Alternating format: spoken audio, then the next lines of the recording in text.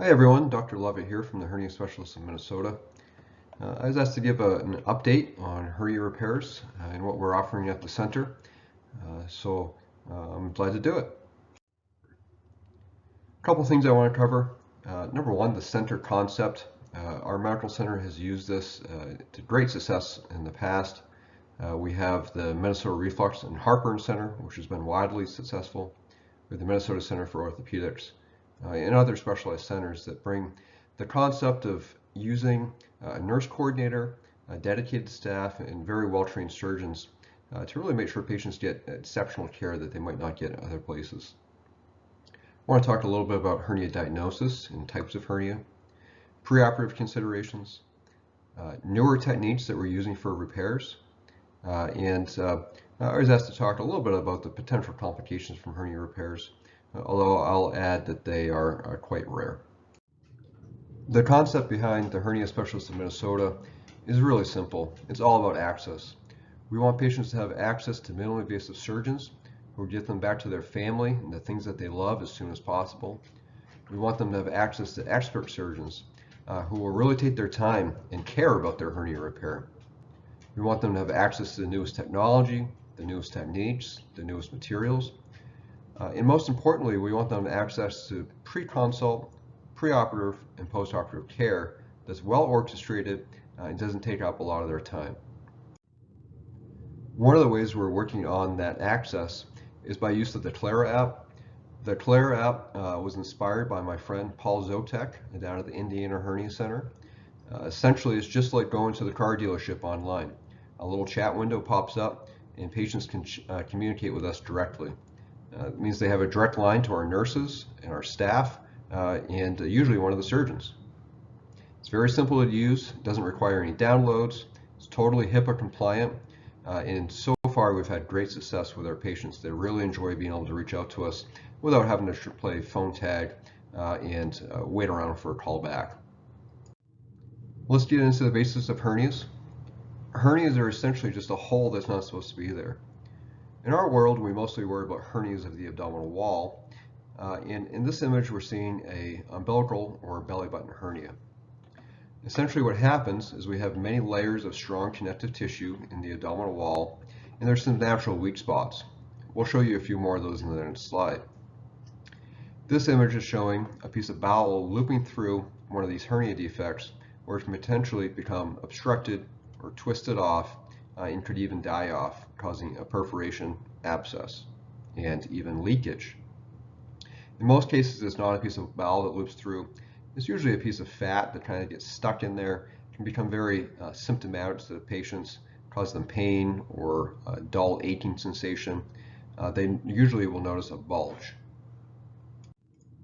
I think this image actually shows that a little bit better. What we're working with are these multiple layers of the abdominal wall. Probably the most important one for our sake is the peritoneal layer. That's the smooth, shiny layer on the inside of the abdomen where the bowel can kind of slip and slide along it. That peritoneum bulges, and that's what turns into what we call the hernia sac. So if we're reducing the hernia sac, we're really just reducing the peritoneum back to where it should be. Next thing we do is close this hernia defect or the hole in the abdominal wall. So when we're suturing together, typically what we're suturing together is this strong connective tissue, which is gray in this photo, and it's called the fascia. There's lots of areas on the abdominal wall which can have either natural or induced weak spots. One area which we talk about a lot is the inguinal area. There's the direct, indirect, femoral, and actually a couple other areas which can develop hernias over time. We generally fix all of these with one piece of mesh in one surgery. We like to not go back there if possible, because we know anytime we go back into the operative field, there's going to be some scarring. Like we talked about, the umbilical area or belly button area is an actual weak spot. There's a weak spot underneath the ribs, right at the midsection, called the epigastric area. And then, of course, any incision is a weak spot that can develop a hernia over time. This is another view of the what we refer to as the myopectineal orifice, or the inguinal area. As you can see, there's a lot of very dangerous and important structures here. The femoral nerve, which runs your legs, the femoral vessels, the vein and the artery that supply all the blood to your legs travel right through this area. So that's one of the reasons all of us love the robotic assisted technique. It's very, very stable. We can work very, very carefully in this area, and it allows us to do a dissection that, quite frankly, we just couldn't do laparoscopically. We can be just so careful and so precise that it's a game changer for all of us. Something else I wanted to touch on briefly was diastasis recti. We did a lot of consults for ventral or abdominal wall hernias, which actually turned out to be diastasis. And diastasis is kind of interesting. We have these paired muscles on either side of the abdominal wall, and then they all connect in the middle on something called the linea alba. We see this pretty commonly in females that have had a number of pregnancies, but we see it in men as well, for sure, especially men with central obesity. And essentially what happens is that linea alba, that area where they're all supposed to connect, stretches out. And it can look like a hernia. There's a bulge in the midline, which many people would say, hey, there's a bulge, there's a hernia. The difference here is that there's actually no breakdown in the fascia. There's no risk of a piece of bowel or fat or anything else getting entrapped. It's just a very weak spot that's getting stretched out, for lack of a better term. In most situations, we really, for our insurance purposes, can't repair these. There's a lot of research and a lot of data being collected on how these affect people's overall ability to work, and there's a lot of data that suggests that they can lead to some chronic back pain as well. But unfortunately, the insurance companies haven't quite caught up with that yet. If people do have an associated hernia, say maybe a belly button hernia, then there's some data that suggests that we should fix the entire diastasis with that.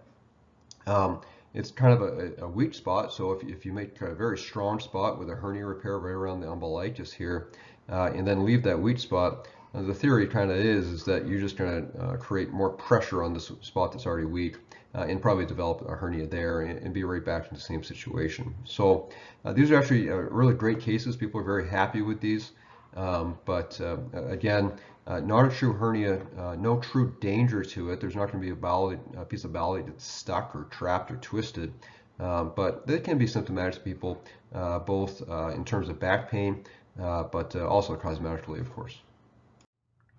And here's a few images of your typical diastasis. You can see right in the midline here, there's kind of this triangular shaped bulge. And what happens is that linea alba, it comes back together right underneath the rib cage, and usually it comes back together underneath the umbilicus as well. This picture is a little bit harder to see, but again, it's this triangular shaped linear bulge that's from the stretching of the linea alba due to intra-abdominal pressure. So some more basics on hernias. Essentially, they're really common. There's about 5 million of them out there in America, 600,000 in the groin, 500,000 on the abdominal wall. And the risk factors are kind of what you would expect. People that are older, their tissues are getting weak. The male sex, Caucasian, anything that increases the abdominal pressure, so chronic cough, constipation, previous injury. We know that smoking creates weaker connective tissues, so that puts you at risk for hernia developing. There's definitely some family history that comes into play. We know that the type of collagen or connective tissue that patients with hernias produce is different than people that do not develop hernias. And then anyone that's had a hernia before is at risk of developing a hernia again, probably for all of the above factors, but also anytime a hernia is repaired, there is a chance of recurrence. So how do we diagnose a hernia? Most important by far is the history and physical exam. What we're looking for is a patient that says, hey, I have a bulge, it kind of comes and goes, I can push it back in, might go back in when I lie down for bed at night, but then as I am up and about throughout the day, it comes out again. That's a hernia, almost assuredly. Where we have to be careful is someone that comes in complaining of just pain. This is particularly important in the groin. There's lots of different things going on there. You have your different joints, such as the hip. You have a lot of nerves running through that area, and we have to really slow down and take a careful look. When we want to look further, there's different imaging studies we can obtain. CT scan is probably the most common. That gives us an overall picture of the abdominal wall, the intra-abdominal contents, and hopefully we can see that hernia sliding right through. Ultrasound, very similar. The ultrasound is kind of live and dependent on whoever's doing the ultrasound itself. But it can be very useful, especially if the patient's asked to bear down or Valsalva and kind of pop that hernia out. And rarely we do get an MRI. That's probably most important in chronic groin pain, especially to look for other sources such as tears of the tendons or muscles.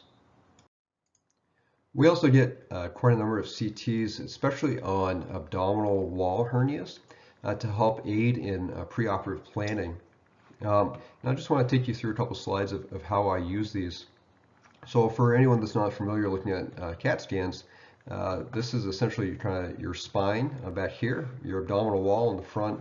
And I always help to remind patients they're kind of backwards. Your feet are actually coming out at us. So this would be the patient's right side, and this would be the patient's left side. This is the spleen right here, and kind of the edge of the liver right here. When we're looking at these, we're looking at the different muscles of the abdominal wall, which we can see here. You can't really see the fascia all that well, whereas combined with the muscles, but as we travel towards the middle of this CT scan, you can see the fascia traveling right here, and then there's kind of a break in it through this area here. Same thing on this side, where the muscles are very thinned and the fascia actually breaks here. And this area in the center is the actual hernia itself, where the abdominal contents are bulging through into the abdominal wall where they shouldn't be. So same patient, different cut of the CT scan, and now we're measuring the distance in between these muscles, because this is your rectus muscle right here, your kind of six-pack muscle as we would describe it, and we kind of have to figure out a way to restore that into the midline here, where everything comes back together. And what we're looking at, of course, is the distance between those, and we have some idea of what kind of technique we might need to bring that together, that distance, in that patient. I'm also looking at these muscles out here. There's three kind of paired muscles on each side, three here and three here. We can see that these muscles here are really contracted. And in fact, sometimes we even give people preoperative Botox to relax those muscles. And then when we go in operatively, they can stretch out much more easily and come back together in the midline. So what other things are we considering preoperatively? Well, for inguinal hernia repairs, we really want to know if anyone's been in that space before and which space they've been in. Open repairs or anterior repairs, often we want to avoid going back through that plane if at all possible. Posterior or minimally invasive repairs, which typically we would perform robotically, again, depending on the circumstance, we might want to avoid that plane and maybe even do kind of the quote-unquote old-fashioned anterior repair to stay out of that area if the hernia has come back. We want to know what type of mesh they had. Was it completely resorbable? Was it a piece of mesh that might shrink or get really tight around structures? Was there a plug used, which was very common in the past, which can really irritate the nerves in that area? Of course, we want to know, again, if anyone's been there before with prostatectomy, radiation, penile implants, bladder slings. These are all things that can increase scar tissue in the area where we're working and make the repair more difficult. For inguinal hernias, we don't look as much at the comorbid conditions like diabetes, obesity. It doesn't seem to play as much of a role, but we'll talk about that more on the abdominal wall or ventral hernias. And this is just kind of a slide to show why we're so worried about scar tissue in that area. This is a picture of a laparoscopic inguinal hernia repair. As you can see, there's some pretty dangerous structures in this area. There's even an area that we call the Triangle of Doom because it has some very important blood vessels that travel down to the legs. There's the vas deferens that carries the sperm back from the testicle. Again, if there's already been surgery in this area, we might consider avoiding that altogether and going through a different plane. Sometimes that doesn't 100% make sense, and we want to reattempt in this area, but it's definitely something we take into consideration. So for ventral or abdominal wall hernias, the literature seems to suggest that the comorbid conditions are a little bit more important. Uh, the data in the literature is kind of interesting. A lot of it is from the periods of open abdominal wall hernia repairs. Now that we're replacing the open techniques with a lot of minimally invasive or robotic-assisted techniques, it'll be interesting to see how the literature plays out long term. But for the time being, we're more careful with the comorbid conditions with these. Diabetes, tobacco use, obesity, these are all risk factors essentially for infection and for hernia recurrence. For diabetes, every surgeon is going to be a little bit different, but we want to see the hemoglobin A1C, which is a measure of long-term blood glucose control, down around 7 to 7.5. Tobacco use seems to be important for the wound healing in this situation. We would really love for patients not to use tobacco, period. But if at all possible, we want them to be off it for at least 3 weeks preoperatively and as long as possible postoperatively. Contrary to some other surgeries that we do, such as bariatric surgery, seems to be that nicotine replacement is okay. So patients can chew gum, use patches and whatnot to try to stay off the cigarettes for at least a few weeks preoperatively, and again, as long as possible postoperatively. Obesity plays a role. Certainly any increased abdominal pressure from the obesity plays a role in the hernia recurrence. It also plays a role in infection, particularly if we have to do an open type of hernia repair. Try to get the BMI around 37, although every patient is shaped differently, so we have to certainly take that into consideration. We do want to know about previous hernia repairs, and in general, if someone has had a hernia repair, we're going to very strongly consider getting a CT scan, reviewing the previous operative reports to really know what we're getting into. And any previous abdominal surgeries are important as well. We do have some techniques where we can completely stay out of the abdomen, which might be beneficial in that case. But again, it's really important for us to know what we're getting into. So one thing we really consider, particularly with the ventral or abdominal wall hernia repairs, is where we put that mesh. And it's pretty easy for patients to understand. Try to think of patching a tire. If you had a hole here, and this was the outside, this was the inside, well, you probably would try to put the patch underneath so that any pressure was keeping that patch in place instead of pushing it away. So there's different types of mesh and different layers that we can put the mesh in. It's particularly now that we have the robotic assisted techniques, we can really manipulate these layers and use them to our best advantage.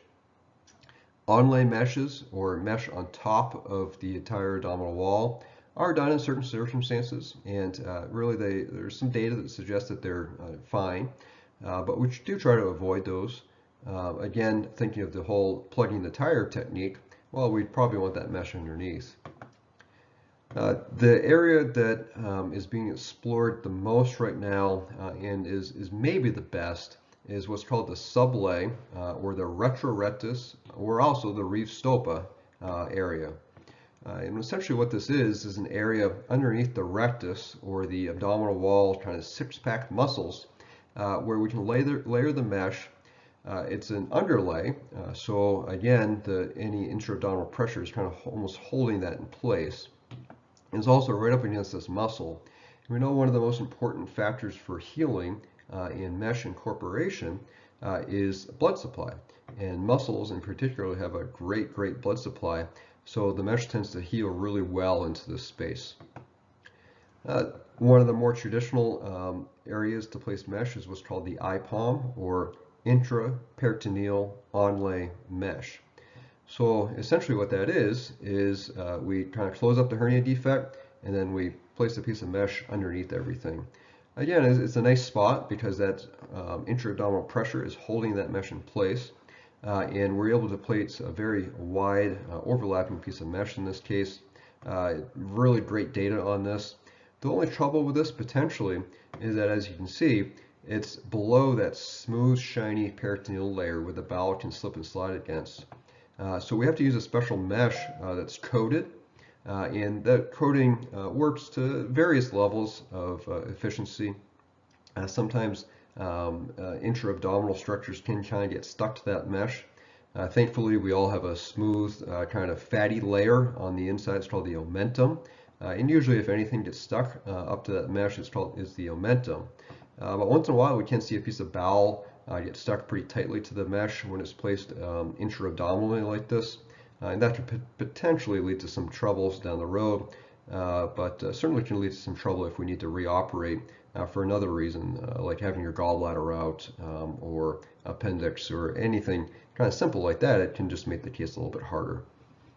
The last type of mesh we'll talk about is called an inlay or a bridging mesh, where we just can't get the abdominal wall quite back together, so we kind of suture a piece of mesh to either side of it.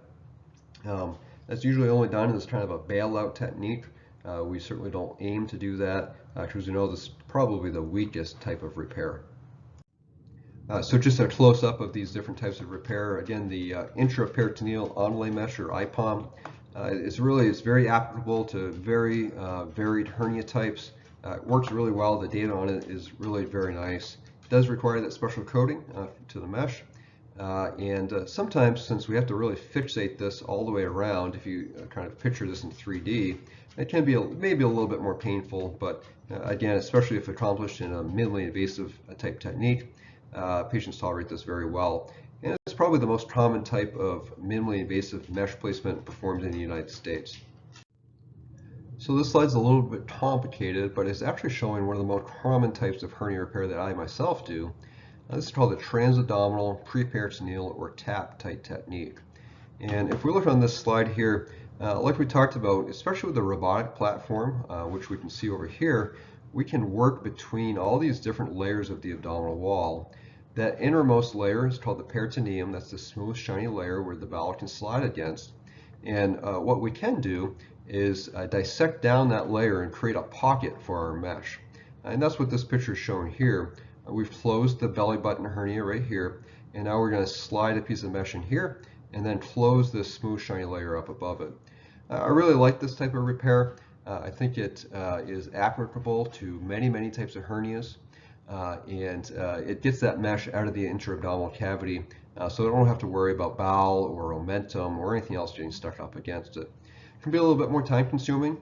Sometimes this layer is very thin, so we have to be very careful to not create any tears in it as we pull that layer down.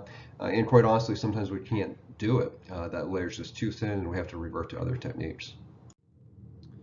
So we also talked about something called ETEP, or extended totally extraperitoneal hernia repair.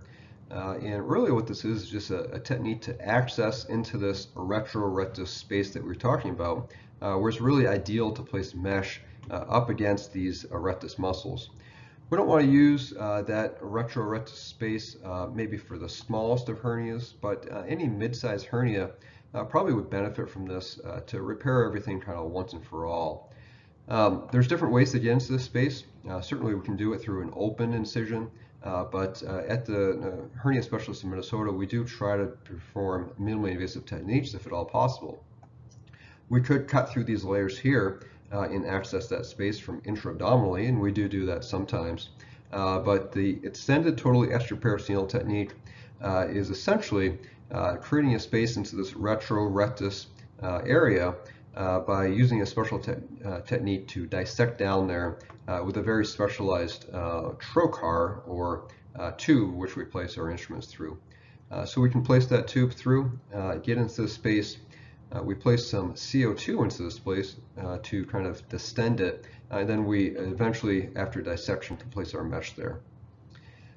It's really good for patients that might have had a lot of intra-abdominal surgeries, so we don't have to go into the abdomen at all. We don't have to worry about breaking up any scar tissue to be able to do our work. And also, just because of the nature of the robotic platform, patients with very small body habituses might benefit from this technique just because it gives us a little extra space to work. So the last newer technique that I do want to touch on is called the transversus abdominis release, or TAR. This is for really large abdominal wall hernias where we want to have a very widely overlapping piece of mesh that really reinforces the entire abdominal wall cavity. Like I talked about before, Our whole goal is to restore the muscles to where they're supposed to be. And sometimes there's just too much pressure pulling them apart, and too much tension where we can't do that. So this TAR technique helps us relax that tension by actually dividing this transversus abdominis muscle here. We know that patients that have that muscle divided and have the midline restored actually have overall better function than if they had that muscle intact. So not too much damage can be done by dividing that muscle as long as it's done appropriately. This allows us again to repair very large hernias and to create a very big pocket where we can place a piece of mesh that really reinforces the entire abdominal wall. This is a technique that also has to be done very carefully. As you see here, these nerves that control the abdominal wall and musculature do run through that area. So you want someone that's an expert in that technique to be performing that. Again, something we perform for very large hernias, but a very nice technique to have in the toolbox. Another consideration that I touched on briefly in prior slides is Botox being injected into the abdominal wall muscles. Again, we can do this about a month preoperatively to try to relax these muscles that have become very contracted. And that does allow us to close larger defects which otherwise might not be possible, or close a moderate defect without doing a more invasive technique such as that transversus abdominis release or TAR that I just talked about. Insurance coverage on this can be a bit iffy, but we're always willing to work with patients on that and try to figure out the best way to go forward. Mesh options really could be an entire another talk, but for now there's essentially three categories. There's the fully synthetic or plastic type mesh that we've used for many, many years. This mesh works great. I certainly don't want to knock it or give any bad connotations to it. It's the standby for hernia repair. In most patients, probably is the best choice, depending on their desires in their past medical history and exactly what we're repairing. On the other end of the spectrum, there's the biologic mesh or fully reabsorbed mesh. This mesh is probably best saved for either contaminated fields where there is a risk of infection or in patients that truly want something that goes away 100%. A nice category that we've been working with in the middle is called the biologic reinforced mesh. This mesh has properties of both, and maybe we'll find that this is kind of the Goldilocks principle, where a little bit of the plastic and a little bit of the reabsorbable mesh is the best. There's lots of sites that you can look into about hernia mesh. So abouthernia.com has great educational things for patients. I would just say that it is made by the manufacturers of this biologic reinforced mesh called Ovatex. So we have to take it with a little bit of a grain of salt, but I think overall they've done very well. Hernia Specialists MN or Minnesota is our website. I think we have some nice literature there and a good overview for patients. And again, you can just touch base with us at any time right through that website in the little chat window, which is nice, and any of us are always glad to talk to you. So I was asked just to talk briefly on potential complications from hernia repair. Complications are rare, but you know, they can be anything from a nuisance to even debilitating with hernia repair. Our whole goal, of course, is to do a procedure where the benefits far outweigh the risks, and I do believe in most hernia repairs that's the case, but that's why it's very important to meet with your surgeon and talk to them very detailed about your hernia repair and potential issues with it and how exactly you anticipate that's going to go. So seroma or hematoma formation, anytime there's a hernia, there's the sac that we talked about. And when we remove that sac, it leaves that empty space behind. The body wants to fill that up with something, whether it be natural body fluid or even a little bit of blood. These go away over time. They can be a real nuisance, but usually we just have to coach the patient through it. And over the course of a month to a couple months, they usually go away. Urinary retention, that can recur post-operatively from a hernia repair, especially in the groin. At our center, we do use a special anesthetic drug called Sugammadex, and that almost eliminates the rate of any urinary retention. So less of a problem these days. SSI, or surgical site infection, meaning infection at your incisions, it can happen with any surgery, and certainly we do everything as much as possible to prevent that. Infection of the mesh is something that we're really concerned about. That's why we do very carefully weigh patients' comorbid conditions before proceeding forward with any type of repair. That's one of the reasons why a lot of us do like to use the biologic reinforced mesh. That does seem to be a little bit more resistant to infection, and if it were to get infected, there's a good chance that we can save the mesh without actually having to remove that mesh through a really big invasive procedure. Bowel obstructions can occur.